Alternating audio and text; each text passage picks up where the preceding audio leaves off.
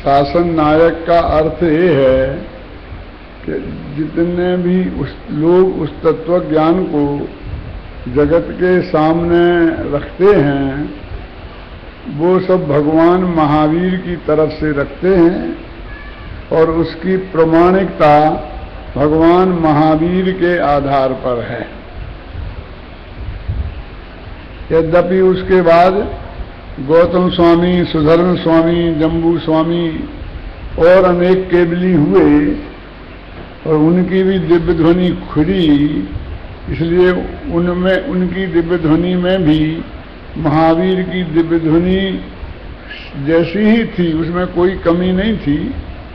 फिर भी जो एक परंपरा है तीर्थंकर के साथ शासन नायक की, वो भगवान महावीर का शासन चलता है। शासन माने क्या? ये गवर्नमेंट नहीं। शासन का मतलब जैन दर्शन की प्रभावना।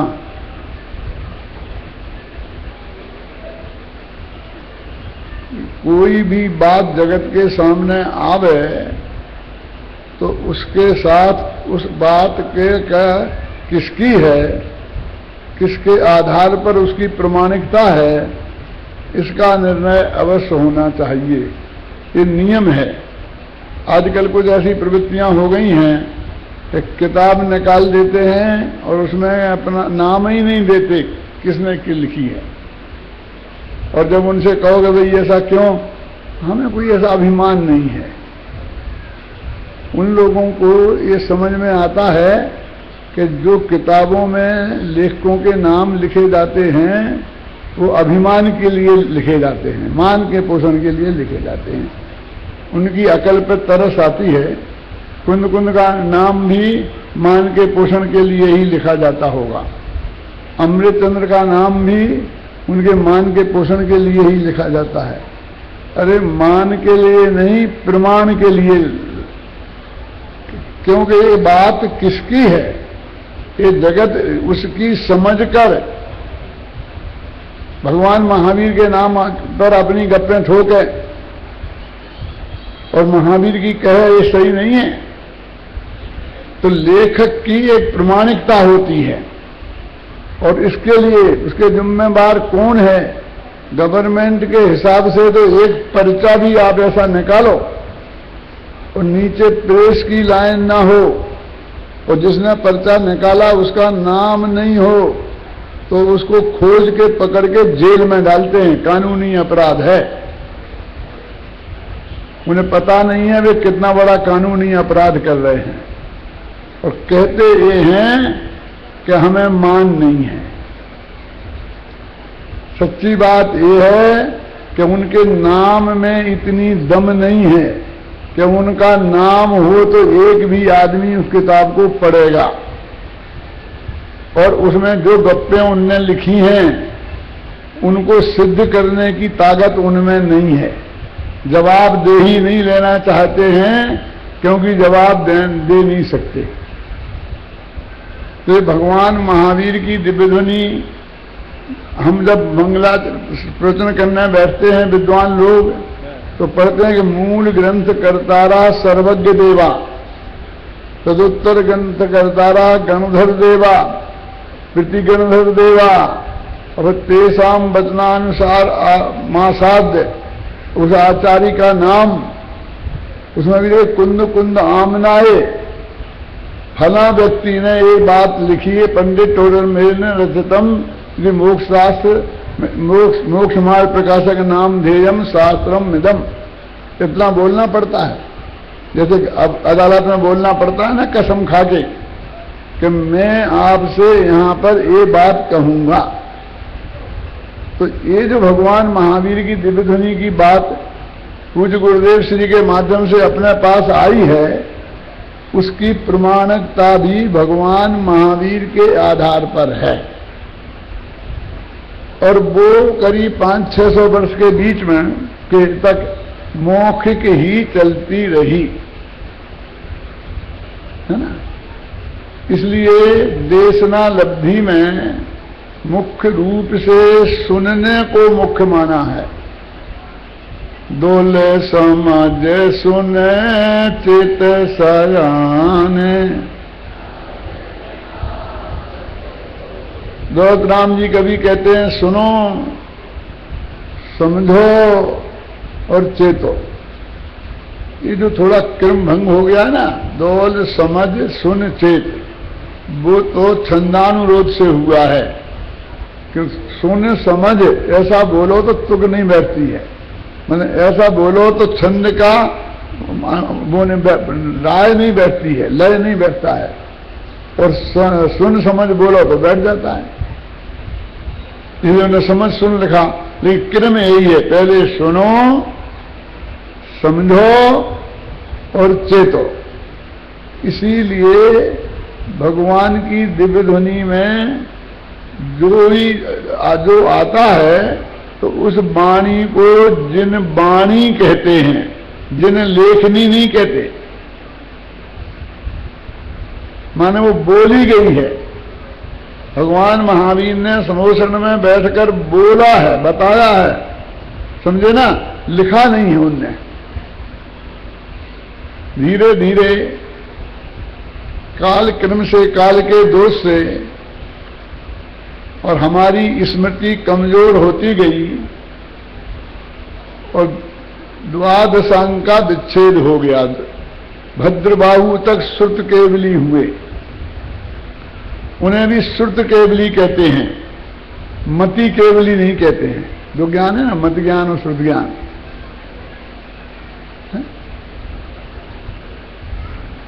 माने आगम श्रुत को बोलते हैं, श्रुत को आगम बोलते हैं, चाहे वो द्वादशांग के रूप में लिपिबद्ध हो और चाहे मौखिक रूप से हो। क्यों अपने पूजन में बोलते हैं, गणधर ने गूंथे द्वादशांग, के गणधर ने 12 अंग गूंथे। गूंथे जानते, गूंथना क्या होता है? ये फूलों की माला बनाते हैं ना, तो उसे गूंथना बोलते हैं। फूल तो है ही और डोरा भी है, उनने बनाए नहीं है किसी ने, माली ने, फूल और डोरा। बस उन डोरा में उन फूलों को व्यवस्थित तरीके से पो दिया है। तो ऐसे ही तत्वज्ञान भी है और उसके प्रतिपादक शब्द भी हैं, पद भी हैं, है ना। अब उनको व्यवस्थित रूप से गणधर देव ने किया। ऐसा कहते हैं, गणधर देव के नाम की हाथ की लिखी कोई किताब अपने यहां उपलब्ध नहीं है, कोई शास्त्र उपलब्ध नहीं है। आज का दिन वो दिन है कि जिस दिन सबसे पहले शास्त्र लिखे गए थे। उसके पहले तो लिखे नहीं गए थे। क्यों? क्योंकि लिखने की जरूरत महसूस नहीं की गई थी। जरा आप कल्पना करो, जो नग्न दिगंबर मुनिराज जंगल में रहते, एक पीछी कमंडल, वो एकाध कोई शास्त्र जिनके साथ हो, ना गर्मी के लिए छाया, ना बरसात से बचाव का इंतजाम, कहां रखें साथ? लेकिन लिखित शास्त्र आज के छपे हुए किताबें ये कहां रखें? स्वाध्याय करना है तो पूरी लाइब्रेरी साथ में लेके चलें। वो ताड़पत्र होते थे, तो उन ताड़पत्रों में बरसात भीग जाए तो उनका कुछ नहीं बिगड़ता था। धूप में कितने ही रखे रहे तो कुछ नहीं बिगड़ता था। सर्दी से भी तिनका कुछ नहीं बिगड़ता था। तो वे 2, 4, 10 ताड़पत्र वे अपने पास रखते थे जो उनको जरूरत पड़ती थी। बस ज्यादा तो रख नहीं सकते थे, कहां संभालते फिरते। मुख्यतः स्वाध्याय तो उन्हें करना था, मुख्यतः तो जिनवाणी उनके भरोसे सुरक्षित रहना थी। तो ये स्मृति ही ये सबसे बड़ा साधन था। मैं इस बात को कहता हूं, आज हमने बहुत बहुत दिनवाणी की सुरक्षा के लिए बहुत रास्ते निकाले हैं। संगमरमर के पातियों पर खुदवा कर दीवालों पर जुड़वा देते हैं, जिन्हें हम आगम मंदिर परमागम मंदिर कहते हैं। कोई ये नहीं कहता है कि इन्हें आकर खड़े होकर कोई स्वाध्याय करेगा। कोई आज तक एक आदमी ने उस ग्रंथ का स्वाध्याय उस वहां खड़े रह के नहीं किया होगा। और ऐसी व्यवस्था भी कहां है, इतनी इतनी ऊंचाई से लिखते हैं कि यहां से दिखा ही नहीं, वो गाथा पढ़ ही नहीं सकते हैं। क्या जानते किसी को पढ़ना थोड़ी है, ये तो देखने की चीज है, ये तो पूजने की चीज है। और ये तो सुरक्षित हो जाएगा। जनवाणी को सुरक्षित करने का एक उपाय ये है। एक हमारे संत सागर जी महाराज ने किया था, ताम्र पत्र पर लिखवा के जमीन के अंदर गड़वा दो। वो हमारे लिए नहीं है, वो हमारे बच्चों के बच्चों के बच्चों के बच्चों के बच्चों के बच्चों के कभी विलय हो जाए और जमीन में से निकले और फिर कोई वो उनके लिए है। तो सुनना मैं क्या कहना चाहता हूं, किसी को अच्छा भी नहीं लग सकती है बात, लेकिन फैक्ट है ना। वो इंतजाम आप कब के लिए कर रहे हैं, कब के लिए नहीं करना चाहिए, ये मैं नहीं कह रहा, ऐसा अर्थ नहीं निकालना। लेकिन अब जो भी आज लेटेस्ट हमारे पास साधन उपलब्ध हैं, जिनके द्वारा पढ़ा जाता है, हमें असलियत में तत्काल के प्रचार के लिए तो उन रूप में हमको प्रस्तुत करना पड़ेगा, पुस्तकों के रूप में। अब उसके भी आगे बढ़ गए हैं, इंटरनेट आ गया है, सीडियां आ गई हैं, डीवीडी आ गई हैं, अभी क्या क्या आएंगी। मतलब जो भी साधन उपलब्ध हों, उन साधन के द्वारा हमें जन जन तक इस जनवाणी को पहुंचाना, ये जनवाणी का सुरक्षा का असली सही उपाय है। मैं तो ये कहता हूं कि लोगों के दिमाग में उत्कीर्ण कराओ, दीवालों पर उत्कीर्ण कराने के बजाय, ताम्र पत्रों पर उत्कीर्ण बनाने के बजाय इन चेतन तत्वों के दिमाग में उत्कीर्ण कराओ। ये काम बहुत कठिन है। वो दीवालों पर उत्कीर्ण कराने का काम अजित जी, और ताम्र पत्रों पर उत्कीर्ण कराने का काम तो चुटकियों का है, बस एक बजट चाहिए। और हमारे पास ऐसे ऐसे लोग हैं कि एक आदमी को एक क्षण में विकल्प आ जाए तो वो सारी जनवाणी दीवालों पर भी उत्कीर्ण करा दे, और सारी जनवाणी ताम्र पत्रों पर भी उत्कीर्ण करा सकता है। और उसे कुछ नहीं करना है, बस ऑर्डर देना है ताम्र पत्र लिखने वाले को, एक प्रूफ रीडर रख दो बस। क्यों कारीगर लगाने हैं, देने की भी जरूरत नहीं है। लेकिन एक काम कैसा है कि एक चेतन के माइंड में होता है, तो वो चाहिए, वो मिलना कितना कठिन, संगमरमर से तो ज्यादा कठिन है ना।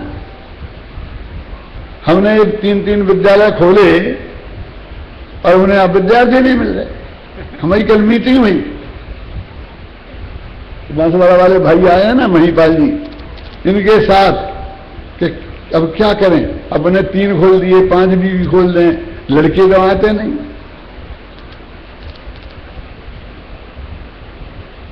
हम कैसे और बढ़ाएं?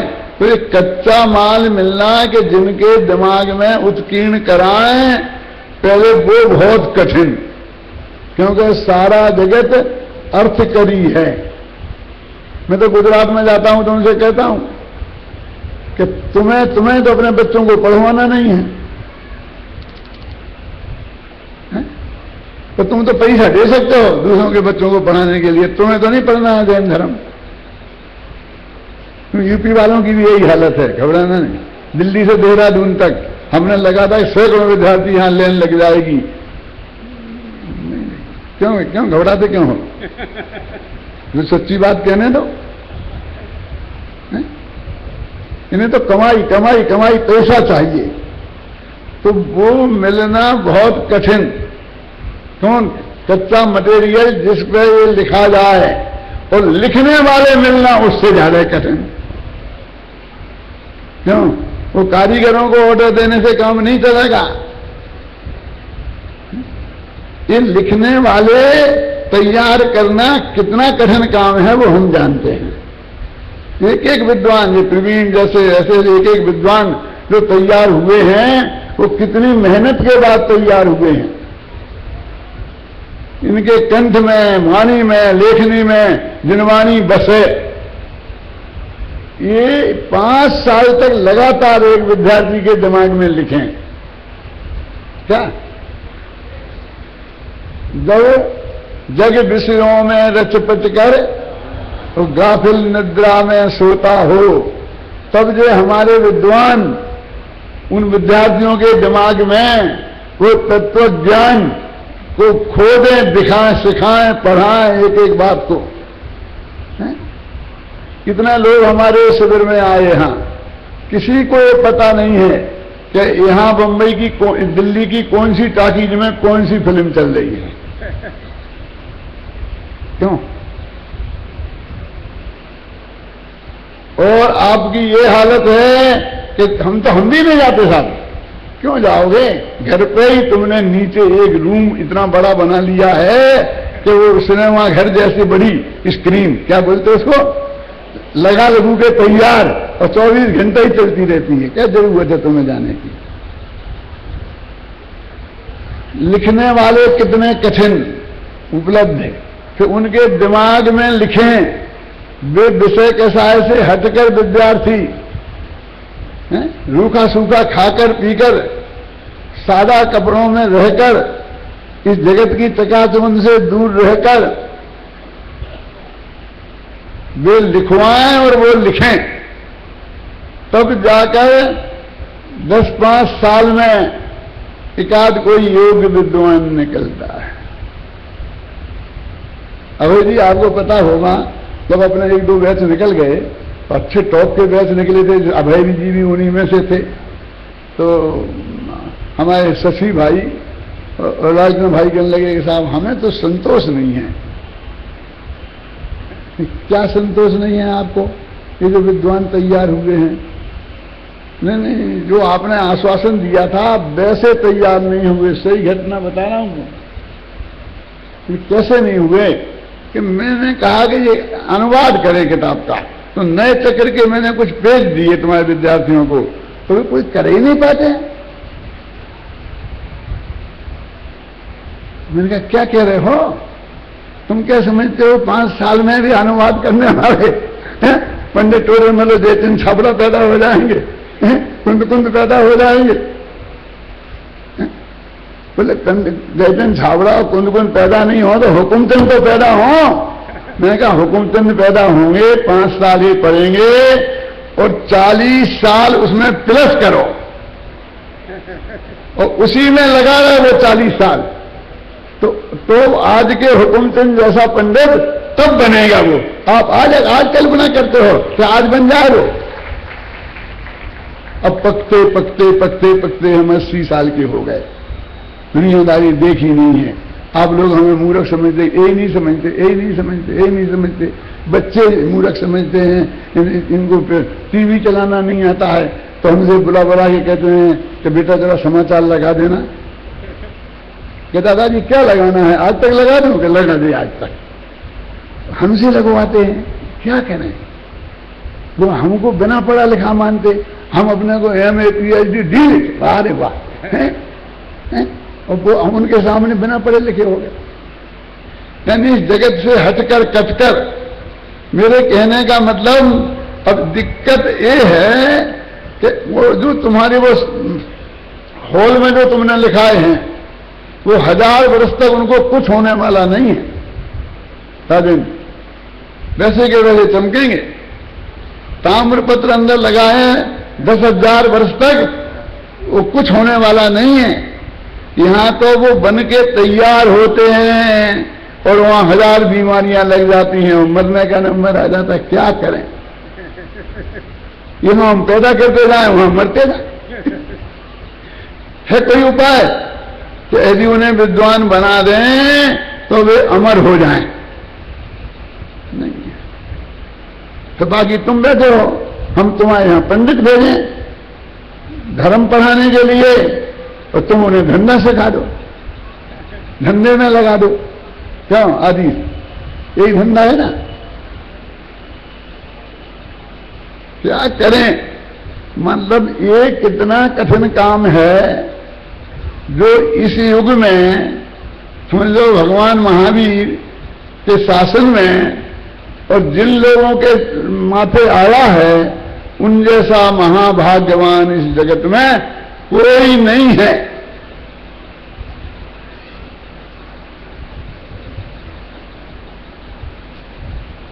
मेरे से कहते हैं महीपाल जी, अपने एक चले कहीं गांव गांव में जाके लोगों को समझाएं कि इस जैन विद्वत्ता की क्या कीमत है।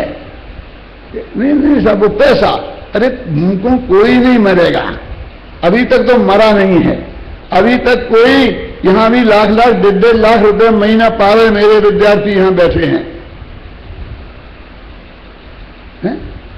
इसी सभा में बैठे हैं। कोई ऐसी रोटियों के तो लाले हैं नहीं, और अरबपति तो बनने वाले हो नहीं, इसमें तो नक्की है।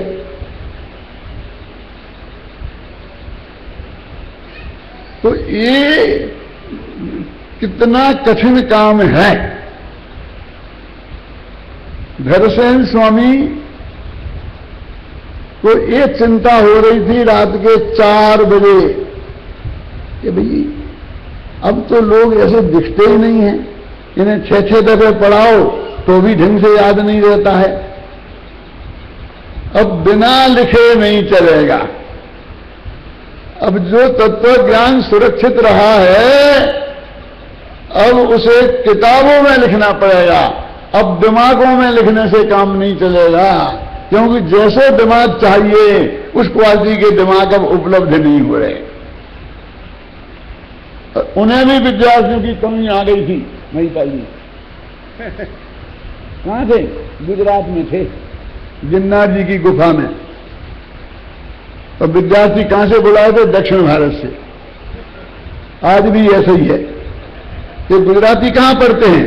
गुजरात के आचार्यों को दक्षिण भारत से, उत्तर भारत से, बुंदेलखंड से कच्चा माल बुलाना पड़ता है। दर्शनाचार्य को 2 विद्यार्थी नहीं मिले।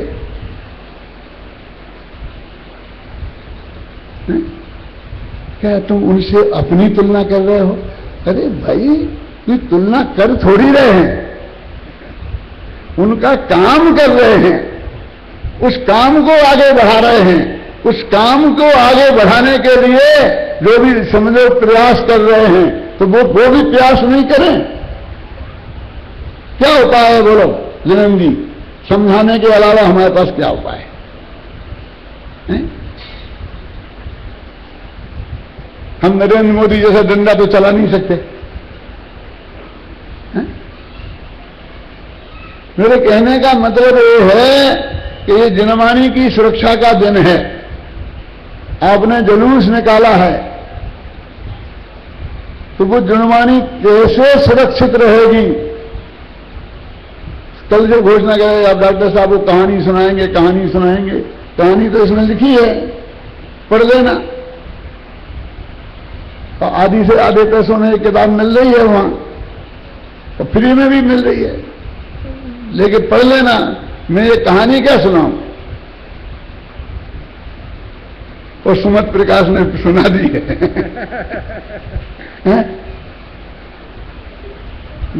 सुना दी है, उसको रिपीट करके मैं क्या करूं? तो मैंने सोचा कि असलियत में वस्तु स्थिति जो है वो हमें समझना चाहिए कि ये विद्वानों के दिमाग में इसको लिखना, इससे ये सुरक्षित रहेगी। दक्षिण भारत में कर्नाटक लिपि में सैकड़ों शिलालेख आज विद्यमान हैं, सोचना, लेकिन कोई पढ़ने वाला नहीं है। शास्त्र मौजूद हैं लेकिन उन्हें कोई पढ़ने वाला नहीं है। ये जनवाणी सब मौजूद रहेगी तार पत्रों पर, शिलालेखों में, अंदर ताम्र पत्रों पर, दीवालों के संगमरमर के पाटियों पर, और ऐसी भी छपके, लेकिन कोई पढ़ने वाले नहीं होंगे तो क्या होगा मुझे बताओ आप। सब पूजा करेंगे, पूजा बस। अभी कर रहे थे ना अपन जनवाणी पूजा। अरे भाई साहब, जनवाणी पूजा करने की चीज नहीं है, स्वाध्याय करने की चीज है। हमारी तो ऐसी हालत है कि एक छोटा बच्चा होता है ना 6 महीने का, तो उसे कोई भी चीज तुम दो, ऐसा पकड़ाओ हाथ में तो एकदम सीधी मुंह में देता है। कोई भी चीज, ये तुम रूमाल दो तो रूमाल भी खाएगा। कोई खाने की चीज तो खाएगा ही, खिलौने को भी खाएगा। ऐसे ही हम जैनियों की हालत हो गई कि जो भी अब तुम्हारे सामने आएगा हम तो उसे पूजा करेंगे और अर्घ चढ़ाकर छुट्टी कर देंगे उसकी बस।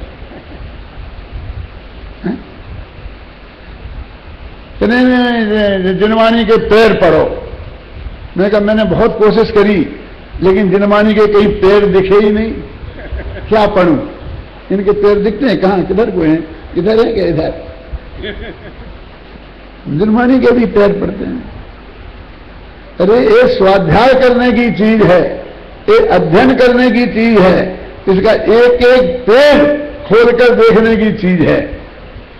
तो इसलिए मैं आपको बता रहा था कि जो लोग विद्वान बनते हैं उनका उपकार माने कि जिन मां बाप ने अपने बच्चों को अर्थकरी विद्या नहीं पढ़ाई, 2-4 लाख रुपया महीना के कंप्यूटर इंजीनियर नहीं बनाए और एक जनवाणी माता को पढ़ने के लिए भेजा और कहा बेटा पढ़ो और लिखो, पढ़ाओ और भविष्य में भगवान महावीर की वाणी को कम से कम अवानंत काल की बातें नहीं करो तो कितना अभी रह गए? 2800। हाँ, 18,500 वर्ष तक तो सुरक्षित करो। धन्य है वे मां बाप, धन्य है वो अध्यापक जो अपने को जीवन को, देखो मैं बहुत सच्चे दिल से अपने शांति पाटिल की प्रशंसा करता हूं। बहुत लोगों को तकलीफ भी होती होगी कि जिसको आत्मख्याति पढ़ाने का सौभाग्य मिला है इस जगत में, उससे बड़ा भाग्यवान इस जगत में कोई नहीं है। आपकी भी हो जाएगी, आप पढ़ाओ ना आत्मख्याति। ये पंडित हुकुमचंद तो आत्मख्याति का गुलाम है। शांतिलाल शांति पाटिल से किस लेना देना नहीं है मुझे। क्या जो एक काम करे, असली काम तो करने वाला वो है, नहीं तर वो रखी रह जाएगी किताबों में, पोथियों में। लोगों के दिमाग तक पहुंचाएं, ऐसे प्रवक्ता तैयार हों कि जो जनता के दिमाग तक पहुंचाएं। देखो पूज्य गुरुदेव श्री की महिमा तो विचार करो आप कि जिन्होंने बिल्कुल ना पढ़े व्यापारी, कुछ नहीं समझते थे संस्कृत प्राकृत, और उनके दिमाग में त्रिकाली ध्रुव घुसा दिया, क्रमबद्ध पर्याय घुसा दी, निमित्त उपादान का स्वरूप घुसा दिया, निश्चय व्यवहार का आंदोलन खड़ा कर दिया। कैसे आप बोलो? और हमें इतनी सारी प्रबुद्ध समाज होने के बीच में, और हम इस बात के लिए कर रहे हैं। जनवाणी की सुरक्षा का उपाय लोगों के ज्ञान में आना है, वाणी में आना है, विवेक में आना है, विचार में आना है। हमें वो सारे प्रयत्न करना चाहिए। ये प्रयत्न सब उसके सहायक प्रयत्न हैं। क्या ये सारे प्रयत्न सहायक हैं? जैसे शिविर लगा तो जो भी 200-300 बच्चे आए हैं और उन बच्चों को जैन धर्म कैसे पढ़ाना ये यहां सिखाया गया। जैन धर्म भी पढ़ाया गया और जितनी चीज जन जन को पता होनी चाहिए कि नमोकार मंत्र कैसे बोलना चाहिए, यही बड़े बड़े लोगों को पता नहीं है कि नमोकार मंत्र गद्य में नहीं है, पद्य में है। सब उसे गद्य में बोलते हैं। और कहते उसकी 5 टांगे हैं। जानबूझ के टांगे बोल रहा हूं, पद बोलते पद में टांगों के बोलते हैं। अरे 5 नहीं है, 4 हैं, क्योंकि 4 ही होती हैं हर छंद की। और उसे गाथा जैसा बोलो कि गाथा जैसा कैसा, कि समय सार की गाथा जैसा। वंदितु शब्द सिद्धे ध्रुव मचल मणो वयम गयम पत्ते पुरुच्छामि समय पाहुर नमो स्वे केवली वनयम नमो अरहंतारम नमो सेदाणम नमो आयरीयाणम नमो वज्रायाणम नमो लोये शब्द साहुरम। ऐसे बोला जाता है। कितनों को पता है, कितने बोलते हैं। और हमारे लोगों ने और राय निकाल दी हैं। मैं किसी का नाम नहीं लेता हूं। और नई 5-5, 6-6 लाइन की, और हर एक ने उसमें नवो के पहले भी लगा दिया ओम नमो, किसी ने और 2-4 और लगा दिया, कुछ लगा दिया। क्यों? अरे वो छंद है, एक गाथा छंद है, वो इन्हीं भूत बलि पुष्पदंत का लिखा हुआ है, जिनकी ये आज अपन चर्चा कर रहे हैं। ये जो ग्रंथ लिखा गया था, जिसकी आज ये पूजा आपने की है, वो उसका मंगलाचरण है। वो इतना लोकप्रिय हुआ कि एक महामंत्र बन गया।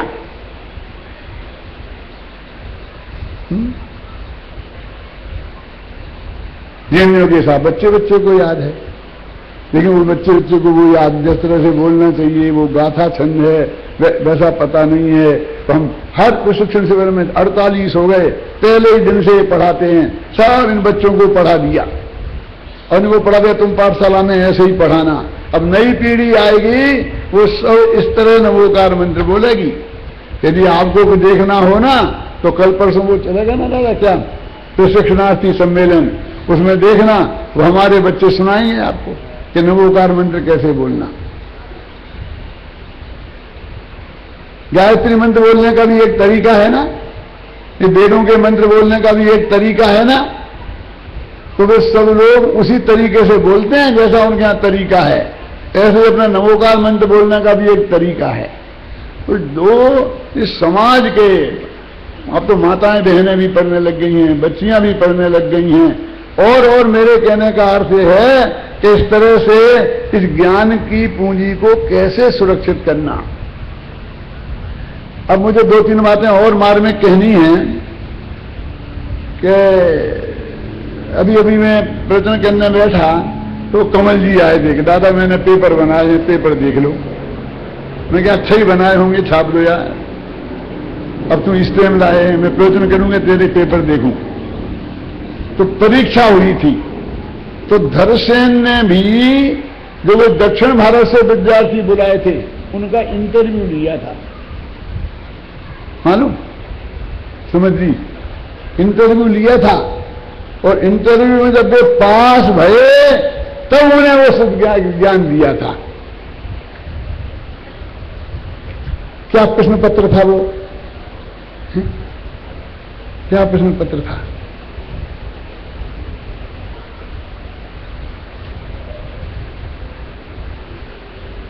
उनको आते ही 2 मंत्र दिए, है ना, और कहा कि इनकी आराधना करोगे सामने की गुफा में तो 2 सर्वांग सुंदर देवांगनाएं आएंगी।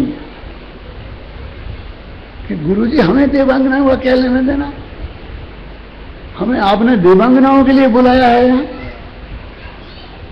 हम तो जैन तत्व ज्ञान सीखने आए हैं, ऐसा कहा गया था हमसे। तो कि ज्यादा प्रश्न नहीं कहते हैं, योग्य शिष्य गुरु जो कहते हैं वो मानते हैं। जाओ।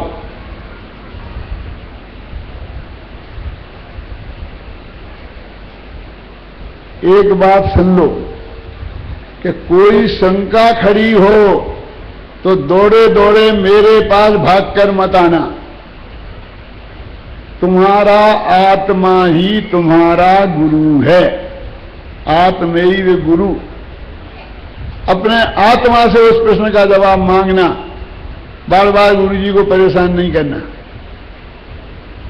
वो चले गए, उनने आराधना करी, देवांगनाएं तो आई, तो एक दत्तकड़ू जिसके दांत बाहर को निकले थे, एक कुरूप कानी। फिर ये क्या हुआ? उनने तो कहा था सर्वांग सुंदर देवांगनाएं आएंगी, और ये क्या हुआ? चलो गुरु जी से पूछ के आते हैं कि क्या कहा। गुरु जी ने कहा था मेरे पास दौड़े मत चले आना, तुम्हारा ही आत्मा तुम्हारा गुरु है और तुम उससे पूछना। तो उन्होंने सोचा, गहराई से देखा तो दोनों मंत्र में गलती थी। एक मंत्र में एक अक्षर कम था और एक मंत्र में एक अक्षर ज्यादा था। जिसमें कम था उससे कानी देवी आई, ये कहां गायब थी। जिसमें ज्यादा था उसमें दांत निकले हुए ऐसे बाहर, दत्तकड़ू देवी आई।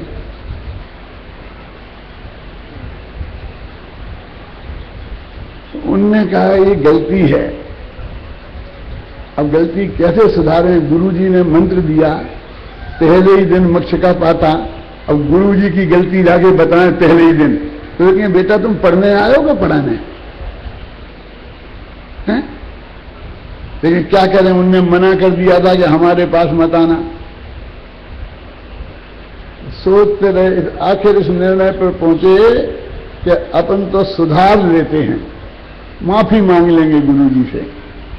जब सुधार कर उन्होंने द्वारा जाप किया तो सर्वांग सुंदर देवांगनाएं आई, और आते ही उन्होंने कहा क्या जो आज्ञा के, तो हमें क्या आज्ञा है फरमाओ। क्या हमें क्या तुम्हें आज्ञा आज्ञा, हमें कुछ नहीं। तो तुमने क्यों बुलाया हमें? कि हमने नहीं बुलाया। क्या बुलाया नहीं? तो हम तो गुरु जी की आज्ञा का पालन किया।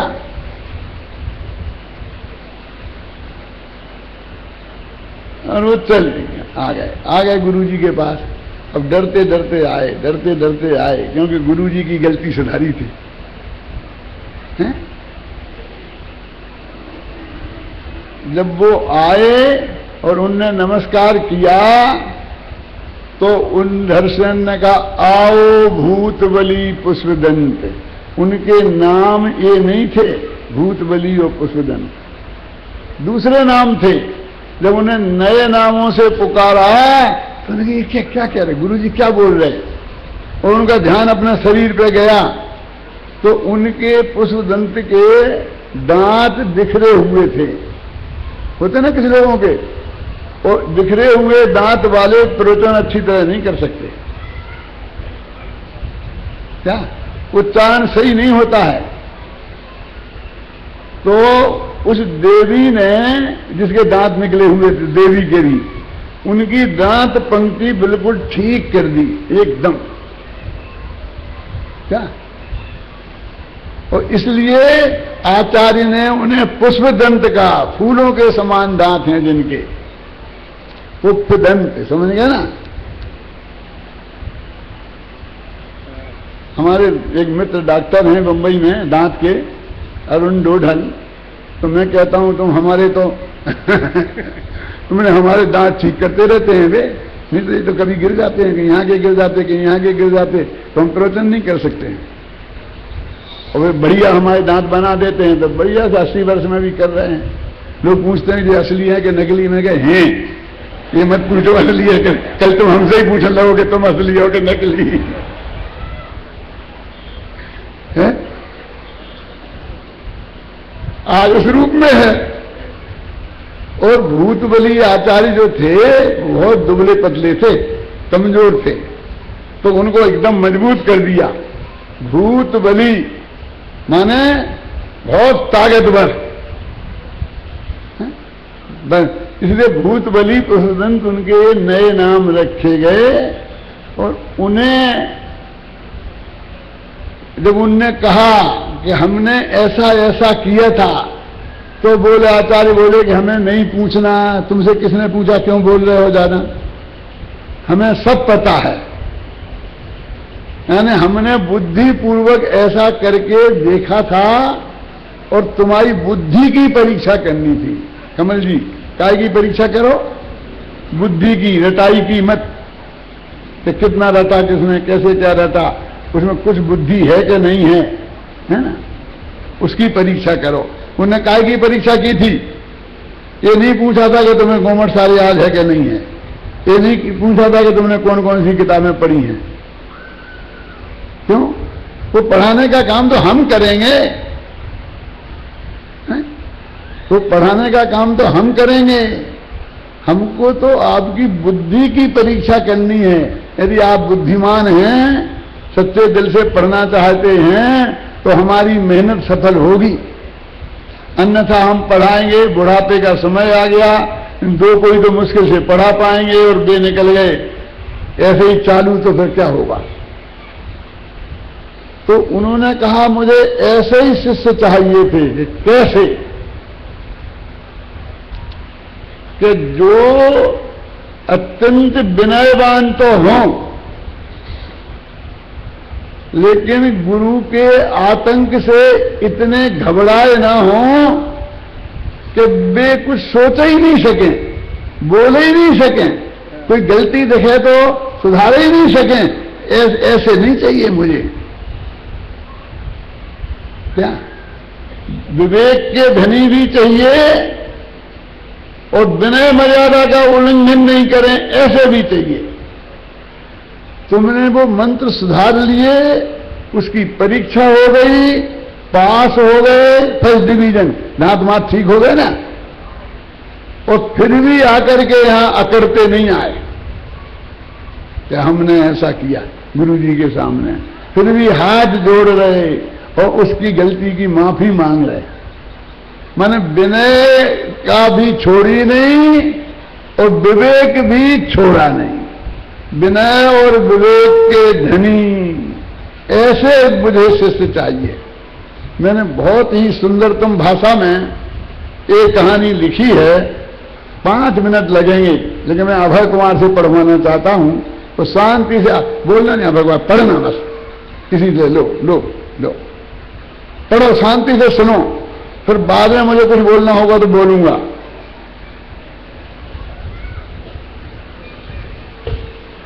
तो बहुत मार्मिक भाषा है इसकी, एक एक शब्द पे ध्यान देना।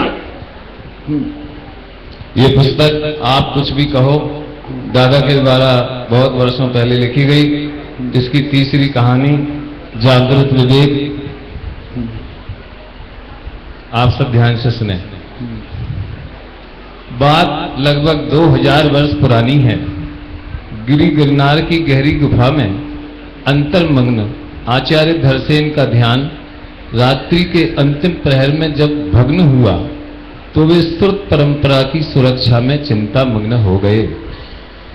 वे सोचने लगे, मैं अब बूढ़ा होता जा रहा हूं, होता क्या जा रहा हूं, हो ही गया हूं, पर अभी तक कोई ऐसा पात्र शिष्य दिखाई नहीं दिया जो गुरु परंपरा से प्राप्त भगवान महावीर की श्रुत परंपरा को मुझसे पूर्णतः ग्रहण कर सके।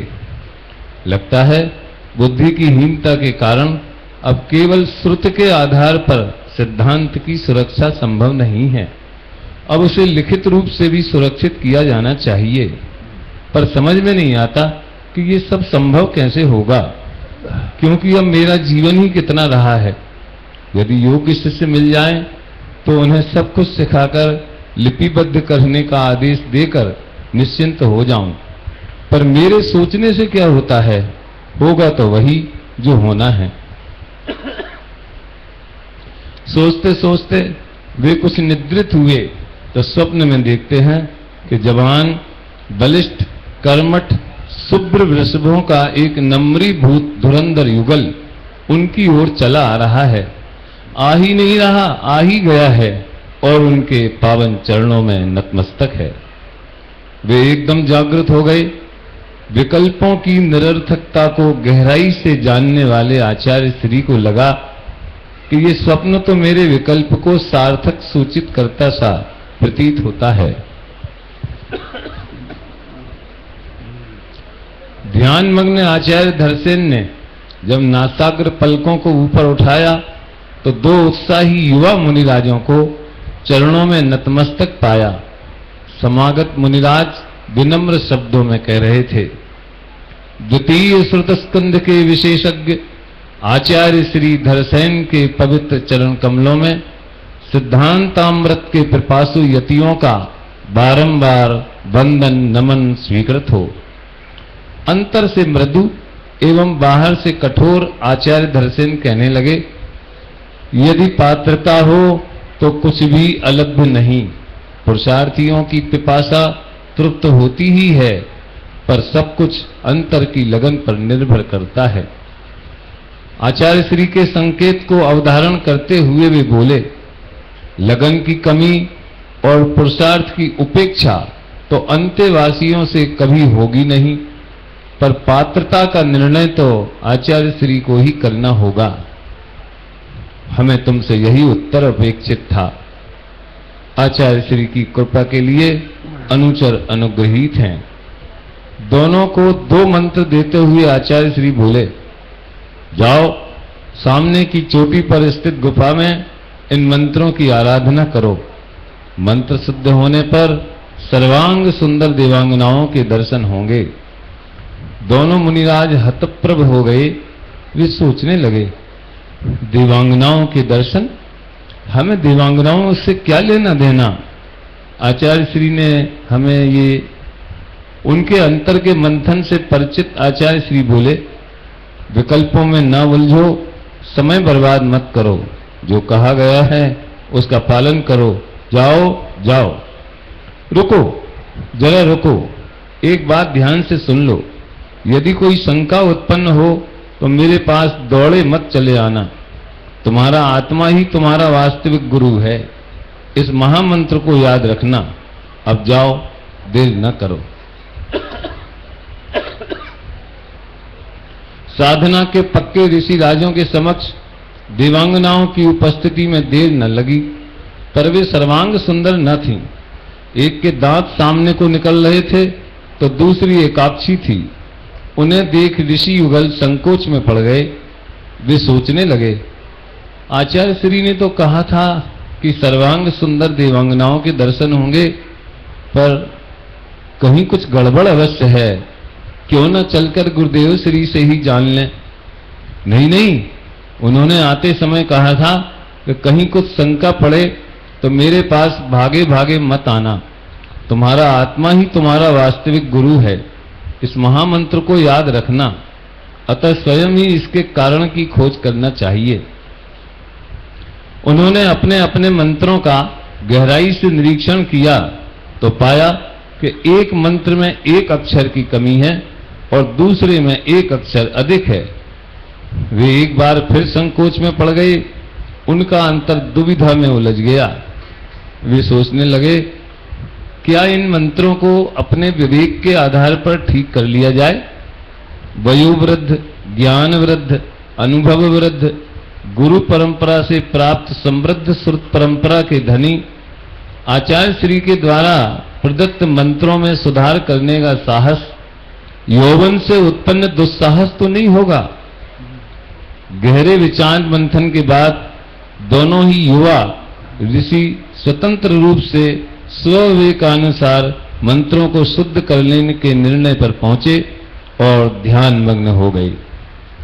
सफलता विवेक के धनी कर्मठ बुद्धिमानों के चरण चूमती है। सर्वांग सुंदर देवांगनाएं उपस्थित हो कहने लगी, हम आपकी क्या सेवा कर सकती हैं। कुछ नहीं, सेवकों का संग्रह और सेवा हमें अभीष्ट नहीं। हमारी आराधना का अभीष्ट तो आचार्य श्री की आज्ञा का पालन करना मात्र था।